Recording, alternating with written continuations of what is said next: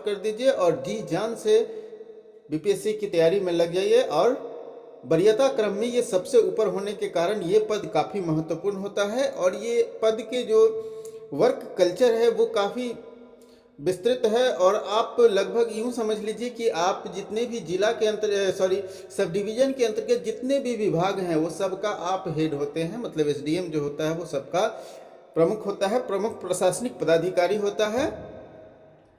तो दोस्तों एसडीएम का पद जो है राज्य प्रशासनिक सेवा में वरीयता में सबसे अधिक होता है, मतलब सर्वोच्च पद होता है। इन अधिकारियों को समाज में बहुत ही मान सम्मान मिलता है, साथ ही वे एक प्रतिष्ठित जीवन का आनंद लेते हैं।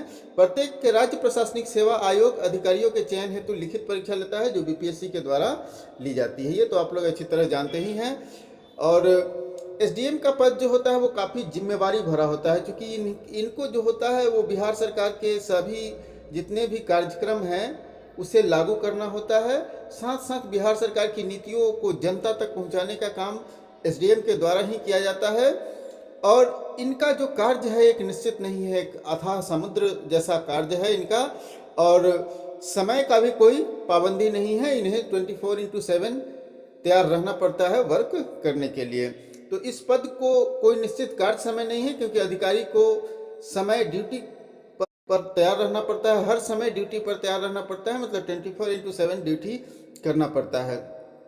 इस पद पर हमेशा निर्णय लेने की जरूरत होती है, मतलब ये काफ़ी इम्पोर्टेंट पद है। आपको अपना निर्णय क्षमता पूरा, अगर आपके अंदर निर्णय क्षमता है तो निर्णय क्षमता का पूरा आप उपयोग अगर इस पद को चयन करते हैं तो कर सकते हैं, निर्णय क्षमता का पूरा उपयोग कर सकते हैं। क्योंकि यह निर्णय लेने वाले व्यक्ति के लिए ही पद बना हुआ है, क्योंकि आपको विभिन्न प्रकार के सरकार के कार्यक्रमों को लागू करना है और ये सरकार नहीं बताती है कि आपको कैसे लागू करना है। आप जमीनी स्तर पर खुद तय करते हैं कि हमें किस प्रकार से लागू करना है और किस प्रकार से हमें आउटपुट प्राप्त होगा।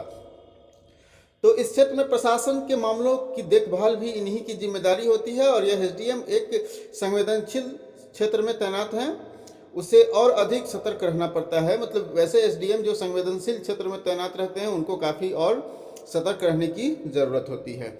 ये तो था उनका वर्क प्रोफाइल। अब हम लोग जानते हैं कि इनकी वेतन कितनी मिलती है। तो दोस्तों आप लोग को मालूम है कि इनको काफ़ी आकर्षक वेतनमान मिलता है और ये वेतनमान जो होता है के साथ साथ अन्य बहुत सारे भत्ते मिलते हैं। अगर छठे पे कमीशन की बात करें तो छठे पे कमीशन के अनुसार इनको पे बैंड 9300 से 34,800, ग्रेड पे 5400 के साथ इनको वेतन मिलता है। मतलब अगर सेवेंथ पे की बात कर ले तो ये आपको मिलता है 53,100 इनका बेसिक पे हो जाता है। और इसके बाद इनको बहुत सारे भत्ते मिलते हैं, जैसे डीए मिलते हैं, मेडिकल अलाउंस मिलते हैं और इतने सारे भत्ते मिलते हैं कि इनका वेतन लगभग 70-75 हज़ार प्लस क्रॉस कर जाता है। ठीक है, एसडीएम के वेतन के साथ साथ बहुत सारे लाभ मिलते हैं, जो अब हम लोग जानते हैं कि कौन कौन से लाभ इनको मिलते हैं। तो सबसे पहला है दोस्तों कि बिना किसी किराए के इनको घर मिलता है और ये घर काफ़ी बंगलो टाइप का होता है और काफ़ी बड़े स्पेस में होता है। और साथ साथ इनके साथ जो भी कर्मचारी काम करते हैं, मतलब यूँ समझ लीजिए कि एसडीएम के आवास पर भी एक ऑफिस होता है और उस ऑफिस में भी कुछ जो कर्मचारी है वो कार्य करते हैं, तो उनके रहने के लिए भी निवास उसी कैंपस में होता है। और जो भी सुरक्षा गार्ड्स वगैरह मिलते हैं इनको, जो भी प्यून वगैरह मिलते हैं, उनके रहने के लिए भी आवास उसी कैंपस में मिलता है। मतलब आपको 24 आवर सेवा मिलेगी आपके कर्मचारियों की। साथ में सुरक्षा गार्ड, घरेलू नौकर जैसे रसोइया, माली के अलावा कई सारे गार्ड्स मिलते हैं।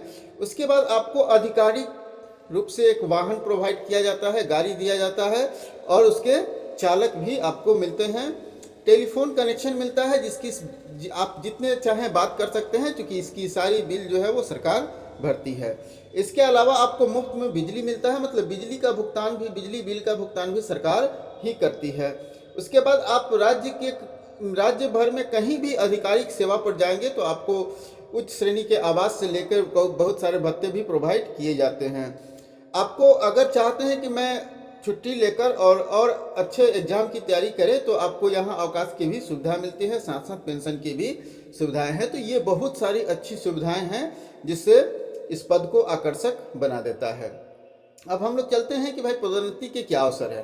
तो एसडीएम के पदोन्नति के व्यापक अवसर है, क्योंकि यहाँ जो है आप इतने सारे लेयर हैं कि आप अपने पदोन्नति उतना तक पहुँच नहीं पाता है लोग, क्योंकि आप जितने भी नियम हैं जो बिहार सरकार का सेवा शर्तें हैं उसके अनुसार क्या है कि विभागीय संवर्ग समिति के माध्यम से बीपीएससी द्वारा जो भर्ती किया जाता है उसको 8 से 9 साल पूरे होने के बाद जो है वो एक पदोन्नति मिलती है।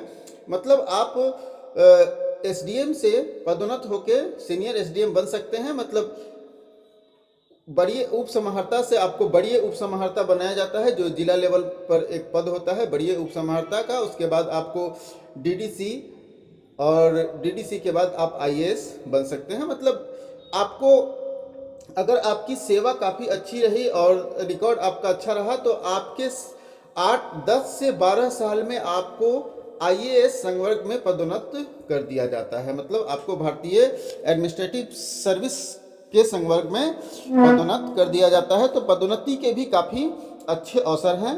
ठीक है, प्रशासनिक सेवा के अधिकारी का जो क्षेत्र है जिम्मेदारी और सचिवालय में भी इनकी नियुक्ति होती है। सेक्रेटरी, जनरल सेक्रेटरी से लेकर के मतलब ज्वाइंट सेक्रेटरी, इस सब पद पर इनकी नियुक्ति होती है। क्षेत्र की जिम्मेदारी आपको काफ़ी व्यापक है। आपको बिहार सरकार के सचिवालय में भी काम करने का मौका मिलता है। आप नीति निर्माता के रूप में वहाँ काम करते हैं, तो फील्ड ड्यूटी भी आपकी होती है। मतलब काफ़ी अच्छा ये इनका पदोन्नति के काफ़ी व्यापक अवसर हैं।